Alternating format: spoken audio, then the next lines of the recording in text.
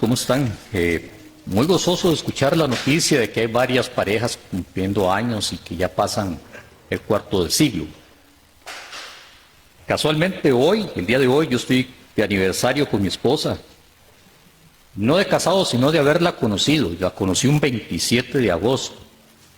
Fue el día que ella cayó postrada a mis pies. Yo sé que mi esposa me está viendo. Un beso muy grande desde Nicaragua, el esfuerzo que estamos haciendo por la casita para nuestra vejez ha sido difícil. Te agradezco mucho el esfuerzo que has hecho, la paciencia. También feliz cumpleaños, el primero del otro mes cumpleaños. Así es que de ella hizo ayuno, oración y proclamó: yo decreto que este hombre es mío, lo arrebato en el nombre del Señor. Y aquí me tiene. Bien, hermanos, vamos a buscar el Evangelio de San Juan, capítulo 13, si me hacen el favor. San Juan 13, versículos del 12 al 17. ¿Lo tenemos, hermanos?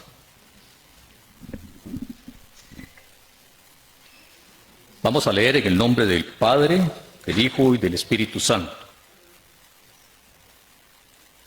Así que después que les hubo lavado los pies, tomó su manto y volvió a la mesa y les dijo: ¿sabéis lo que os he hecho?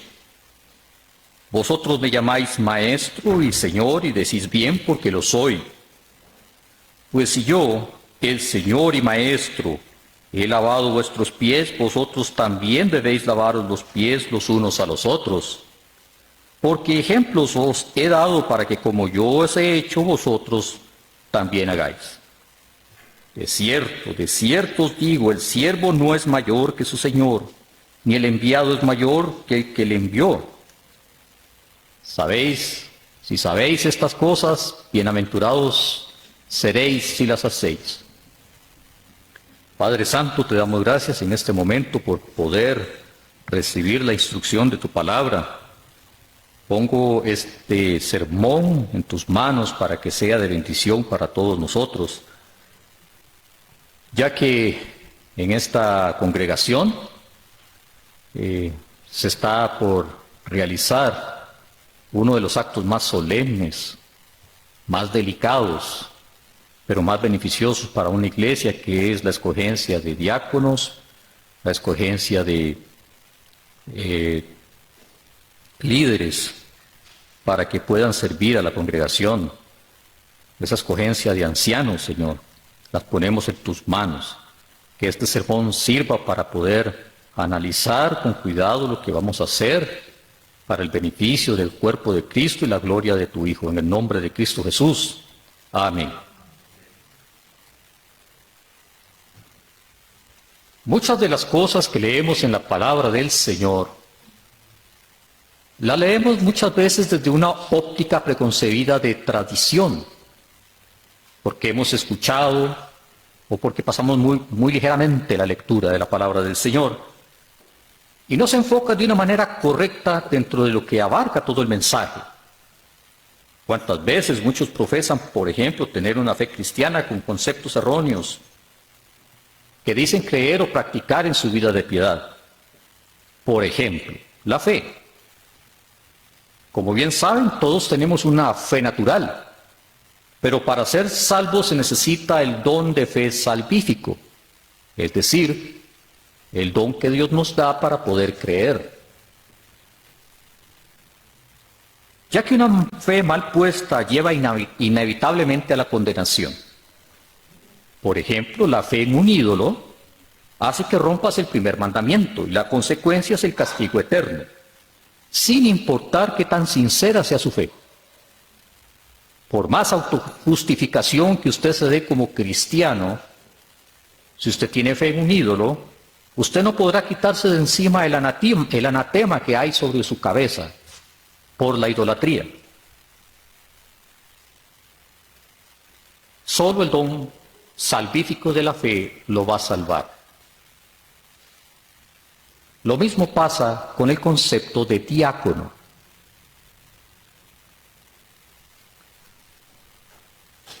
Así es que no tener un concepto correcto de diácono puede traer problemas. Primero veamos la definición de diácono. Puede usted buscar en varios diccionarios bíblicos que siempre rondan por la misma definición.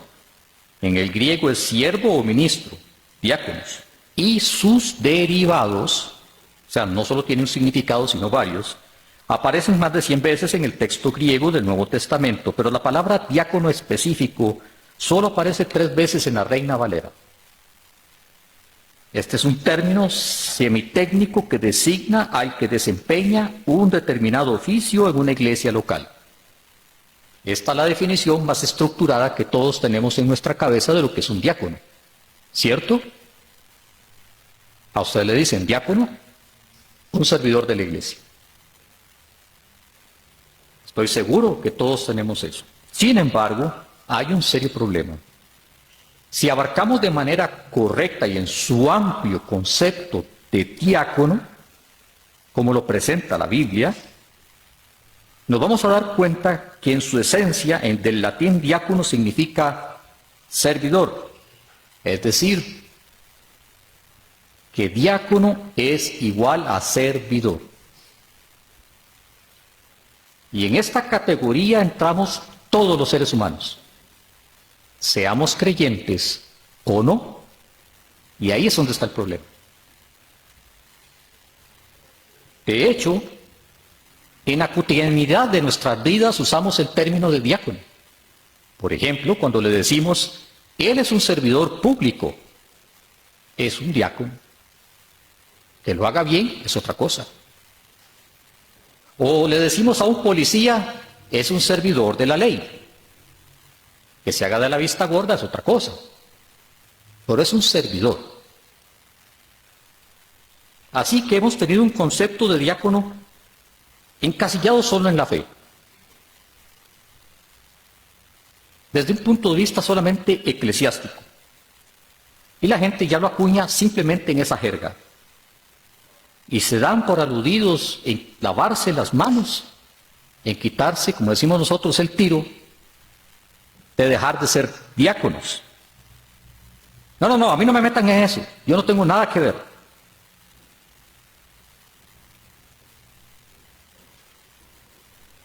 Si el alcance de esta palabra va más allá de lo que nosotros podemos valorar en esta vida y no lo tomamos en cuenta, corremos peligro de no ser sal y luz en la tierra. A él lo ascendieron, ¿cierto? ¿Ustedes creen que solo valoraron sus capacidades laborales? No me equivoco. Valoraron su personalidad, su forma de ser, cómo responde al trabajo. Todos sus atributos como creyentes, el jefe se los dio, aunque no se lo diga. Su labor diaconal fue supervisada en su trabajo. Y a todos nos pasa. Niños en la escuela, ¿qué dice su profesor cuando los ve? Ese niño se porta bien, hace sus tareas, es puntual, no responde. Sus profesores están viendo su labor diaconal en sus escuelas. Y si tienen un buen concepto de ustedes como hijos de cristianos, están haciendo un buen trabajo. Así es que ustedes son diáconos en sus escuelas. Un viejo proverbio chino dice, la generación anterior planta árboles y la posterior se cobija a su sombra. Es una manera muy bonita de conectar la relación que hay dentro de una generación y la posterior. Por lo que el día de hoy este sermón está dirigido a la congregación en general. Todos y cada uno de ustedes, desde el más niño hasta el más anciano. Déjenme ponerme a mí mismo como un ejemplo. Yo me encuentro en esta hermosa iglesia, ustedes saben que me encanta, con una congregación muy bonita, Y estoy recogiendo los frutos de usar este templo, este audio, esas bancas, y yo no he puesto ni un 5 aquí. Es decir, estoy disfrutando la sombra de un trabajo de generaciones anteriores, de hermanos en la fe que trabajaron duro para que hoy yo tenga esto y pueda trabajar con ustedes predicando la palabra. ¿Es correcto? Pero eso no me exime a mí de la obligación que tengo ahora de cuidar todo esto, de trabajar por esto, de mejorarlo, porque así como yo recibí, es mi obligación dejar a estos jovencitos que están acá y a los que están por nacer de aquel matrimonio, que tengan dónde congregarse. Y así tiene que seguir la cadena hasta que Cristo venga. Si yo dejo mi labor diaconal, o ustedes, ¿quién le garantiza a las futuras generaciones tener dónde venir? ¿Ahora entienden la importancia de ser un diácono?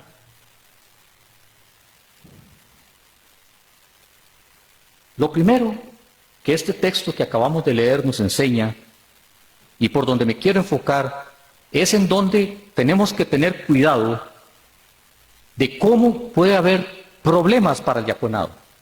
El hermano Luis nos ha dado excelentes clases de las capacidades que debe tener una persona para ser diácono, de las cualidades y etcétera. Pero el enfoque de este texto nos hace ver cosas que generalmente pasamos por alto. Muchos se preguntan, ¿cómo es posible que este mundo esté como esté? ¿Por qué las generaciones están tan perdidas? Y acabamos de orar por una familia que ha pasado un problema grande. ¿Cómo es que ha crecido la maldad entre la gente? ¿Hasta dónde hemos llegado? Y así puedo seguir evaluando de una manera alarmante hacia dónde se dirige esta sociedad. Y la respuesta es muy sencilla pero devastadora. Hemos dejado de lado la instrucción de Dios en nuestra vida, no solo eclesial, sino secular. Y lo digo a nivel de sociedad. Lo que antes era correcto por obligación, lo contrario era incorrecto. ¿O no? Era evidente para todo mundo esa postura, aunque no fueran creyentes. La gente aceptaba los valores que Dios había puesto, aunque no fuera creyente y no fuera un cristiano practicante. Incluso muchos respetaban las normas, aunque fuera de los dientes para afuera. Incluso recuerdo a mi madre, que en paz descanse, que me decía, para aquellos que pintamos canas se van a acordar de esto, usted tiene que hacerle caso al vecino y si él le pide algo, usted tiene que obedecerle, sin responderle. ¿Quién pasó por eso? Y si uno no hacía eso, o tenía una queja de un vecino, les aseguro que en nuestra casa teníamos una cita con el señor Chilillo, o con doña Chancleta. ¿A quién les pasó por ahí? Y varias veces. Uno tenía que decir, sí señor, a sus órdenes, con mucho gusto. Los padres se preocupaban porque sus hijos tuvieran esa disciplina, ese respeto para con la gente de afuera, aunque fuera por pantalla, para que no dijeran qué maleducado está tu hijo. Sin embargo, ahora los jóvenes pueden ver a un pobre anciano en un bus tambaleándose, tratando de sostenerse para no caerse, que no le ceden un asiento. No lo hacen. Y yo los he visto en el bus, hablando de lo chiva y lo tuanis que fue el servicio en la iglesia. Y el anciano ahí a la par de ellos. Y no le ceden el asiento. Y con bastón. Y no le ceden el asiento. Los valores, hermanos, se han ido derribando uno por uno a través de la historia. Los valores que tenían nuestras generaciones anteriores ya hoy son arcaicos. Ya no valen. Ya no hay monumentos de valor para poder fijarse en ellos y emularlos. Todo eso se ha perdido. La sociedad es tan relativa que ya no hay valores absolutos. Ya nadie respeta nada. Toda la idea de moralidad, de autoridad, viene a ser totalmente absurda si perdemos de vista la palabra de Dios, porque ya no existe ningún parámetro que la sustente. En su novela Los hermanos Karamazov, del escritor Dostoyevsky, se pregunta: ¿qué será del hombre entonces, sin un Dios y una vida inmortal? Si todas las cosas están permitidas, los hombres pueden hacer lo que quieran. Y a eso llegamos. Hoy por hoy es un derecho que cualquiera haga lo que quiera. Es un derecho. Pablo decía, si en esta vida solo hay vida y no hay una resurrección, no hay un más allá, pues comamos y vivamos que vamos a morir. Este pensamiento de haga lo que usted quiera siempre ha existido. Bajo esta óptica es necesaria la existencia de un ser superior para mantener un orden moral. Si Dios no existe, la humanidad empezará a tener una vida hedonista en los placeres, en los deseos, y las voluntades individuales prevalecerán sobre el bienestar colectivo. Y en esta escena, el lavamiento de pies, encontramos a un ejemplar perfectamente de lo que le estoy diciendo. Judas Iscariote. Todos conocemos este pasaje bíblico.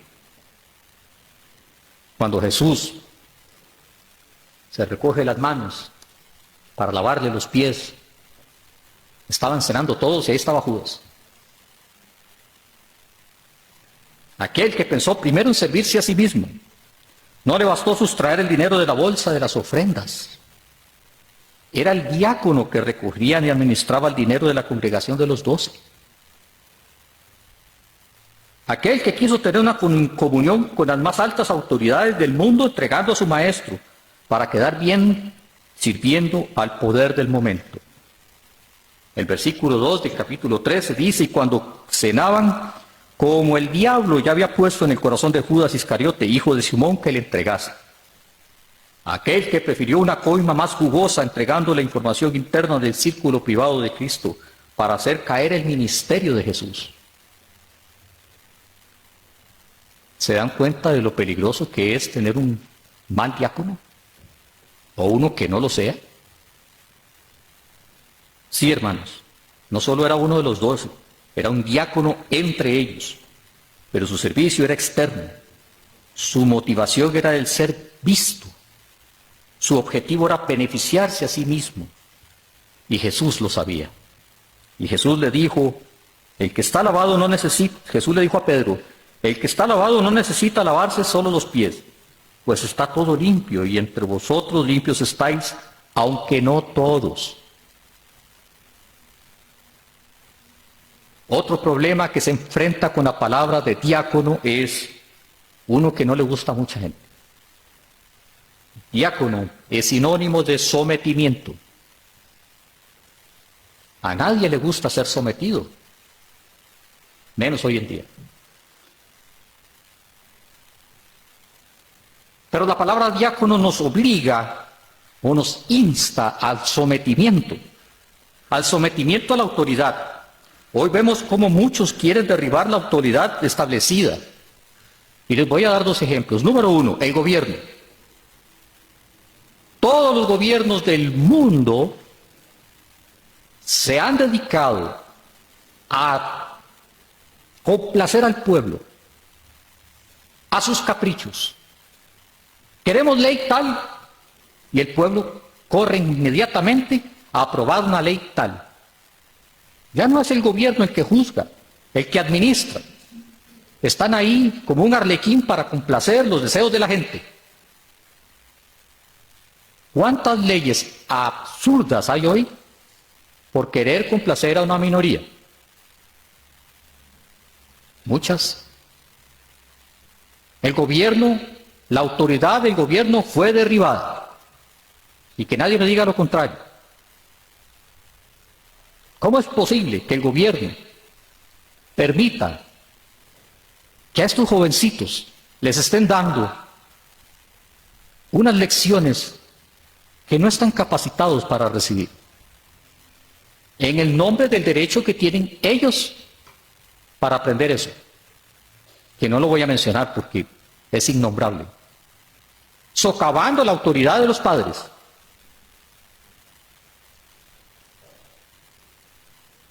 Nadie quiere sujetarse ahora.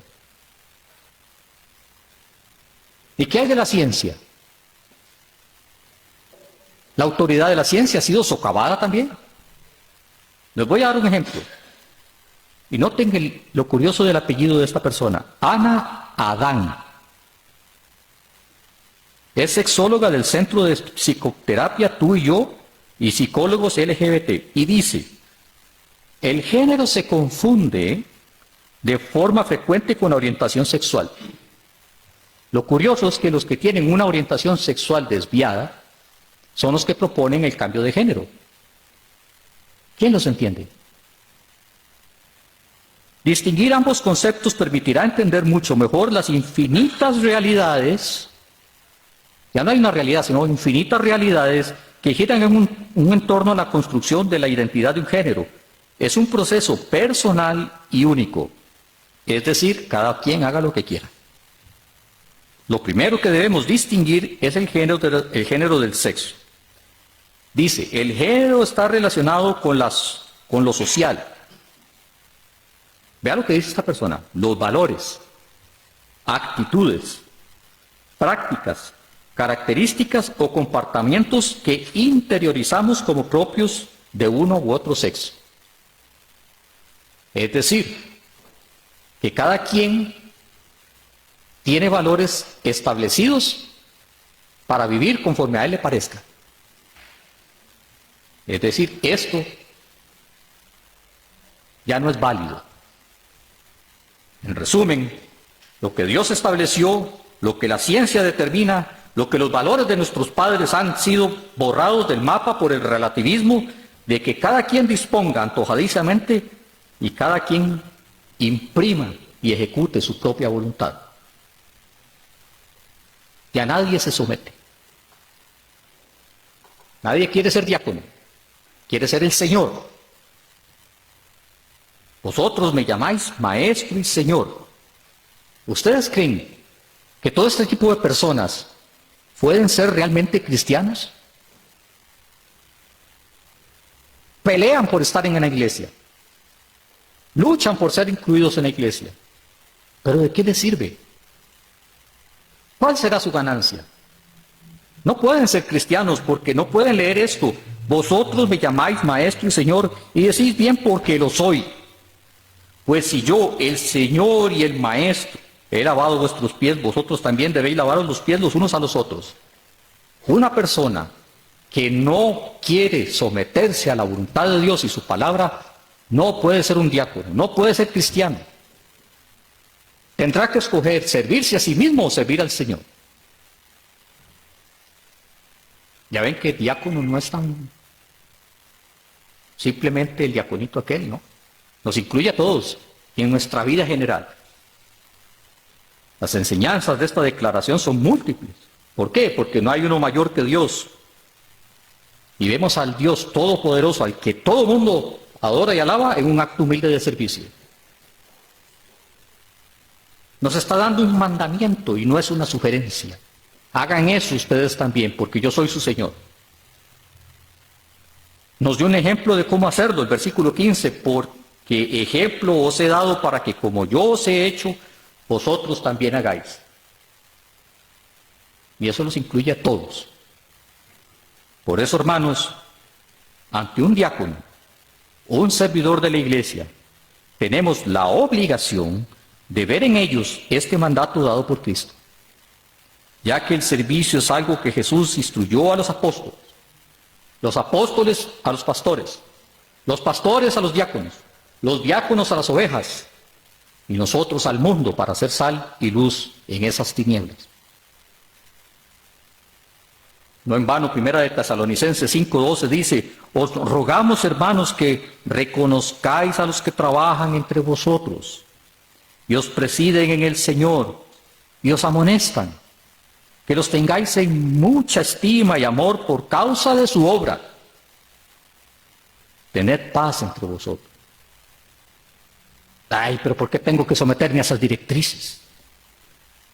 Yo oigo a cristianos decir eso. ¿Por qué me tengo que someter a este tipo? No me importa si es diácono. Los he escuchado, hermano. La respuesta es muy sencilla, porque los ministros son puestos por el Espíritu Santo.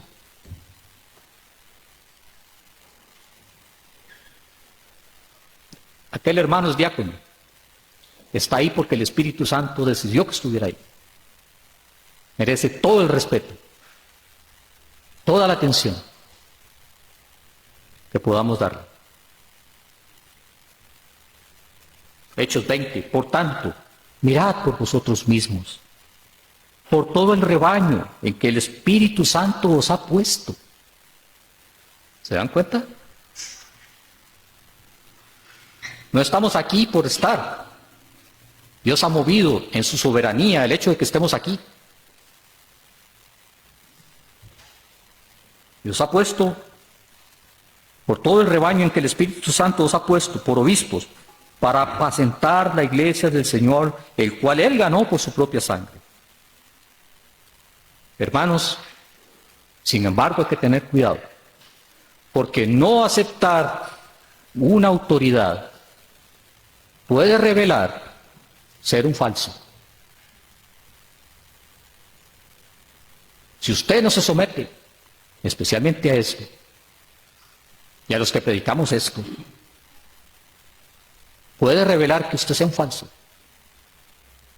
Por eso es que hay que tener tanto cuidado también a la hora que se escoge un ministro.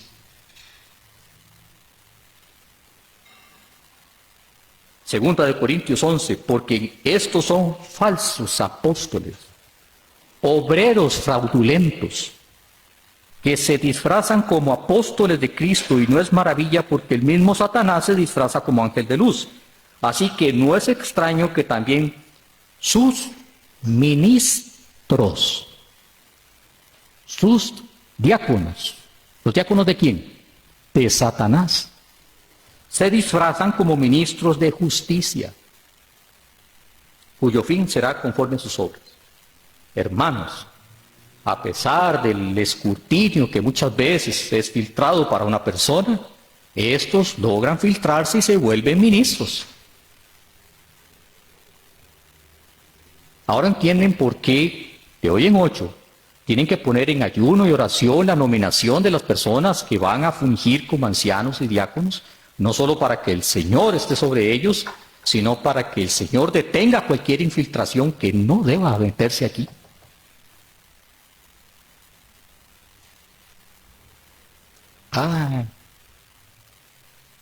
No es comida de trompudo la cuestión de diáconos, ¿verdad? La diaconía expone definitivamente a quién servimos. Como podemos leer, también hay ministros de Satanás que se introducen encubiertamente bajo una apariencia de piedad. Judas estaba en medio de los 12. Quien está llamado al servicio del Señor y Maestro, y no hay nadie mayor que Él.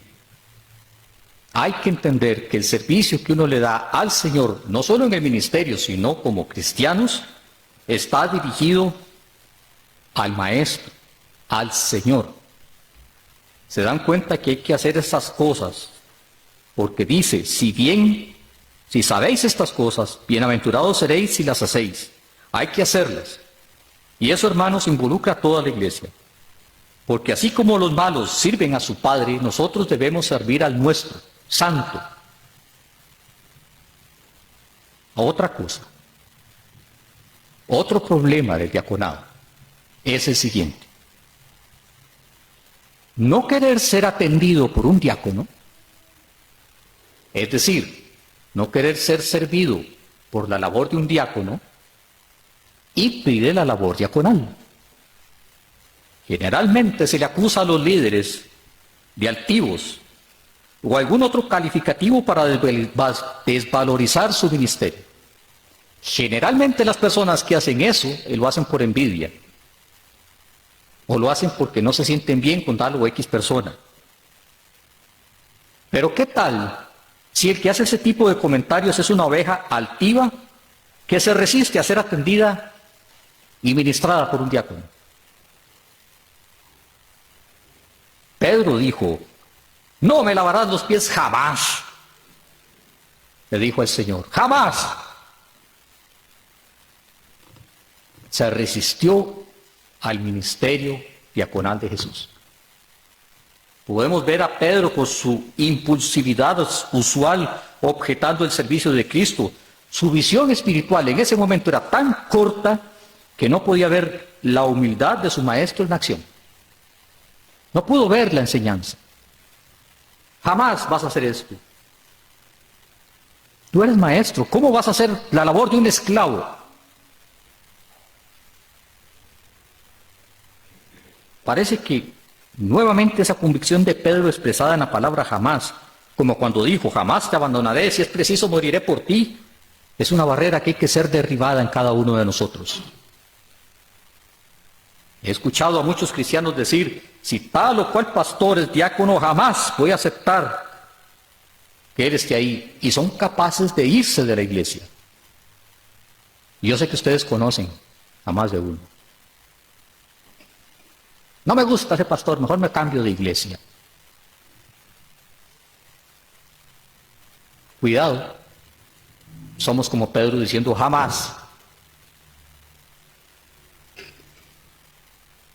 No aceptar la autoridad puesta por el Espíritu Santo por medio de las personas puestas al servicio de la congregación es ser parte de ese grupo que jamás han entendido el mandamiento de amaros los unos a los otros.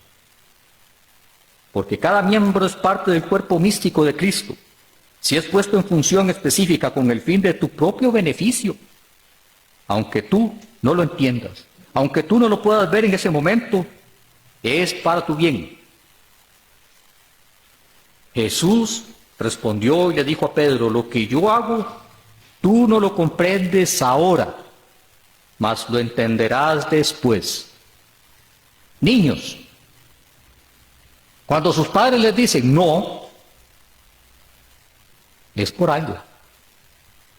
Tal vez no lo entiendas ahora, pero cuando seas papá lo vas a entender. Y vas a decir, qué razón tenía mi viejo. ¿Qué razón tenía mi mamá? Ahora entiendo por qué. No duden de la instrucción de sus mayores. Me acuerdo que mi mamá era como un general.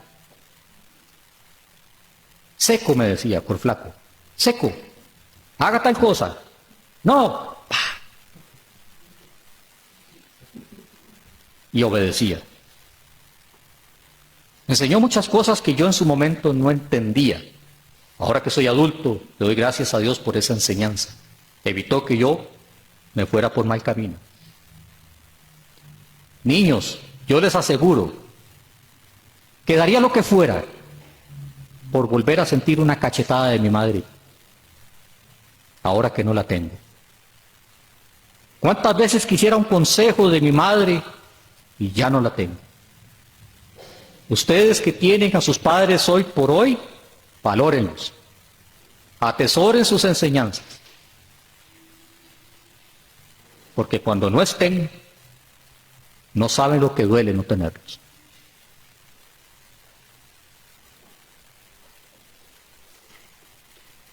Lo que ahora hago tú no lo entiendes, ahora no lo entiendes, pero más adelante lo entenderás, le dijo Jesús a Pedro. Lo que nos lleva al punto en cuestión. Queridos hermanos, todos somos diáconos. Todos somos diáconos. Como mencioné al principio, todos somos servidores de alguien. Los impíos de su padre el diablo y de sus placeres. Nosotros somos diáconos del Señor. No cometamos el error de creer que es diácono solo aquel que sirve aquí. Si bien es cierto que bíblicamente debe realizarse de esa forma, para un orden y administración de la iglesia, también es bíblico que cada miembro de la iglesia se ejerza un diaconado individual. Por ejemplo, las madres son las diaconisas de su hogar. Trabajan, se esfuerzan, procuran el bien de la casa, el de sus hijos, cuando los traen a la iglesia. Eso es un servicio que dan a la familia. Los padres que trabajan, que tienen que aguantarse al cocodrilo de su jefe cuando llega mal encarado. Tienen que soportar las chichas de un jefe que... Son los diáconos de la familia que procuran el bienestar económico, de que haya comida.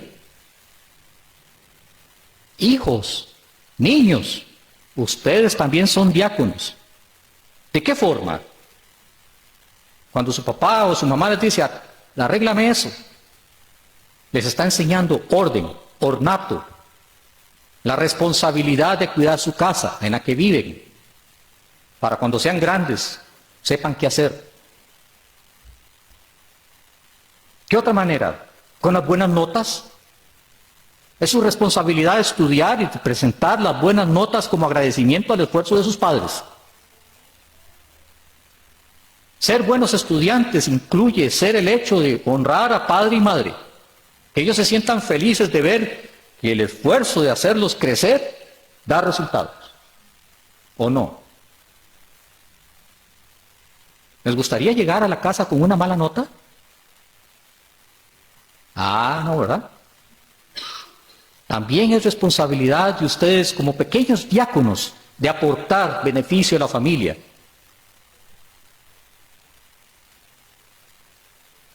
Debemos entender que el aspecto de la diaconía debe ser enseñada. Pedro, al ver las indicaciones de Jesús, cambió radicalmente. Jesús le respondió, si no te lavare, no tendrás parte conmigo.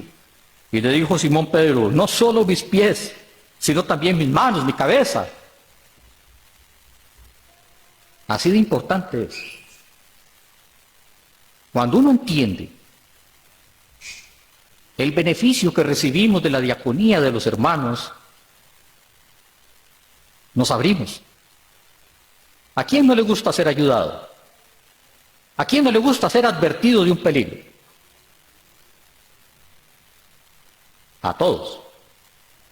Pero debemos entender que también es satisfactorio extender la mano para ayudar a alguien.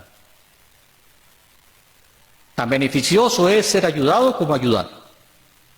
Es una simbiosis.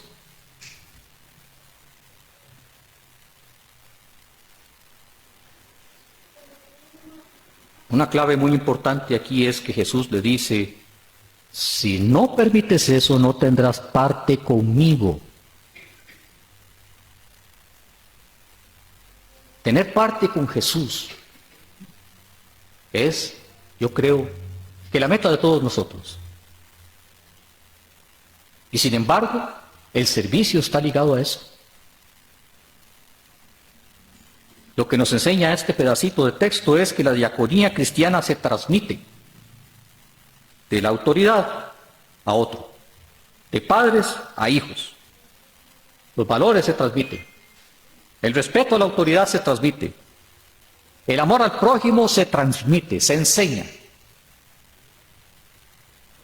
Bueno, hermano, y todo esto que usted nos dice, ¿y qué nos sirve? ¿Cómo vamos a aplicarlo a nuestra vida? Bueno, me tomé la libertad de estudiar un sermón de Spurgeon con respecto al servicio.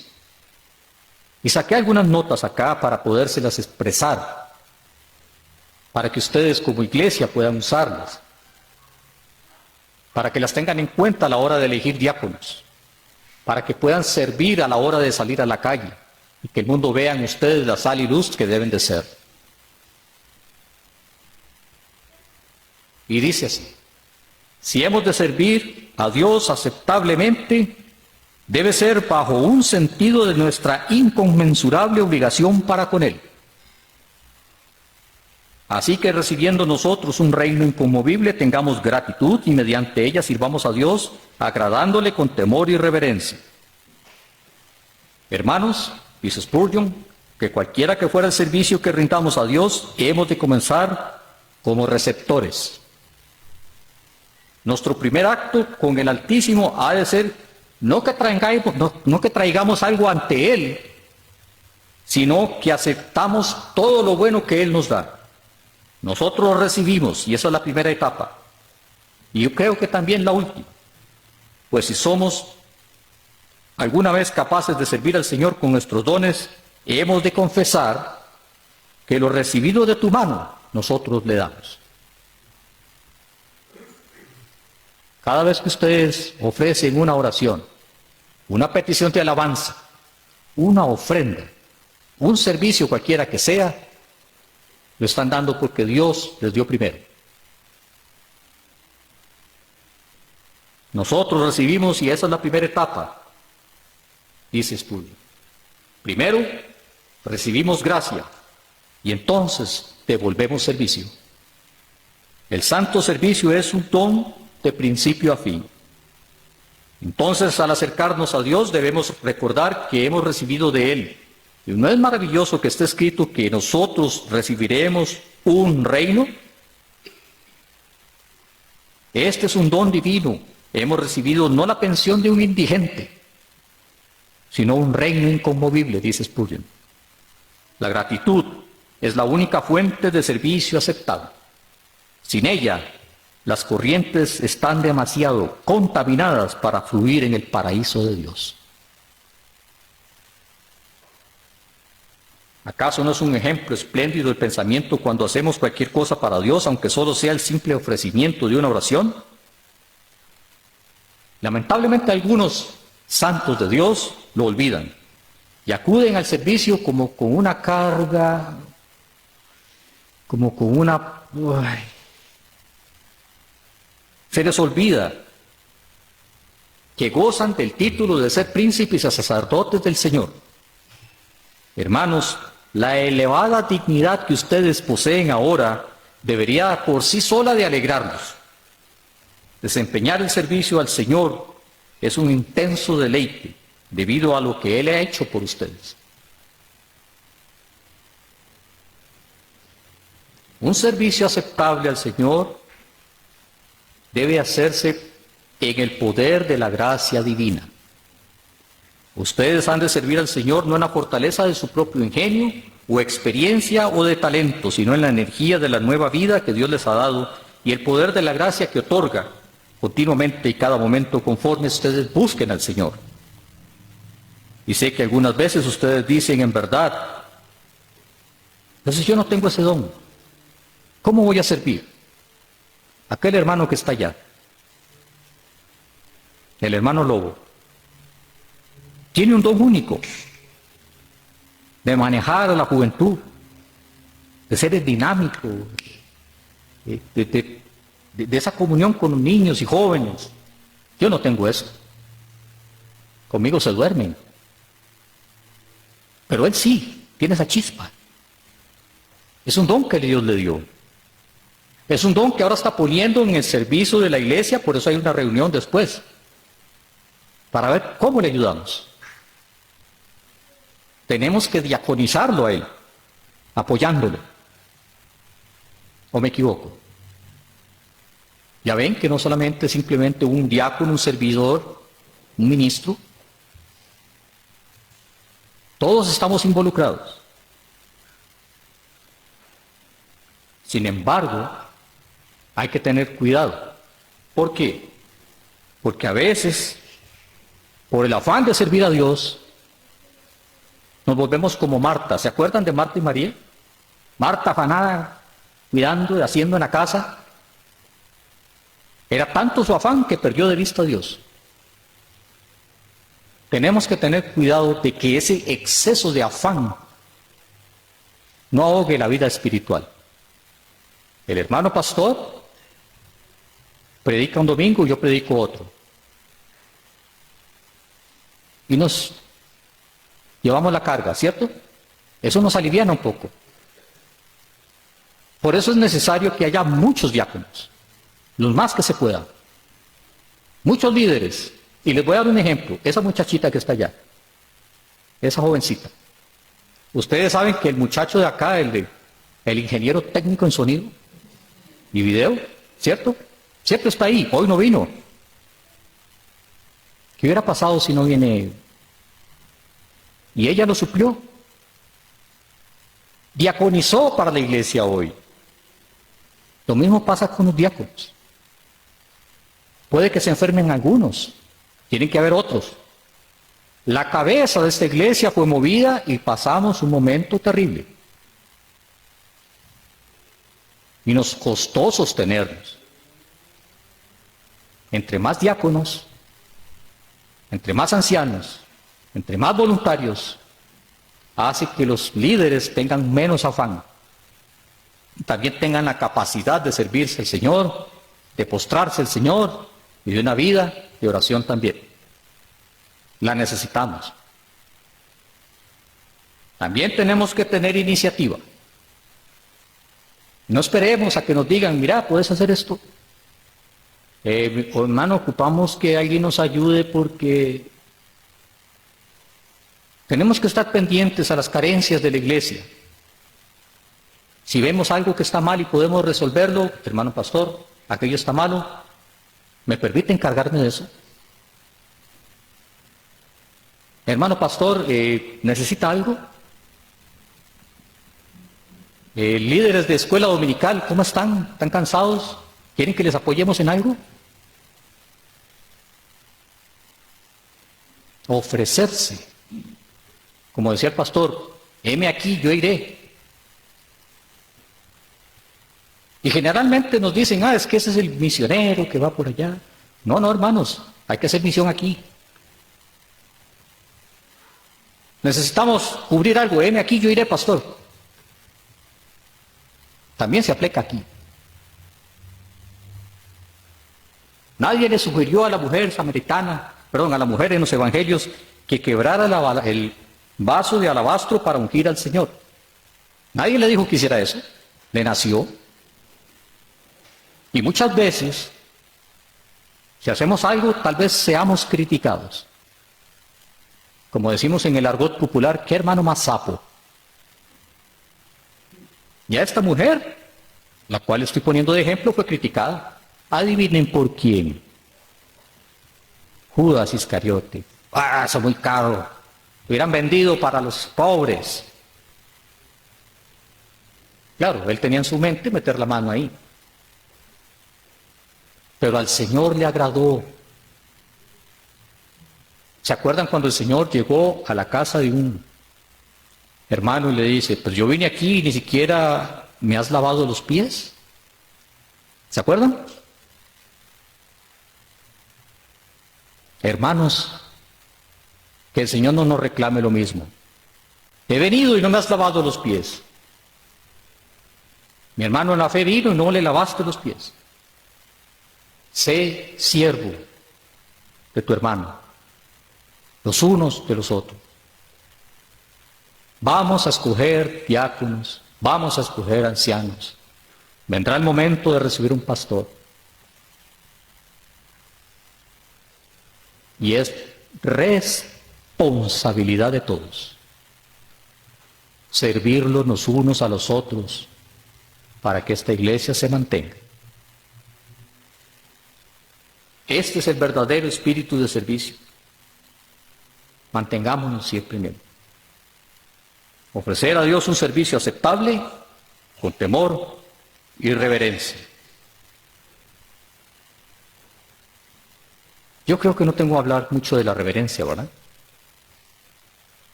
Si le estamos sirviendo al Rey de Reyes, no creo que tenga que exponer este punto.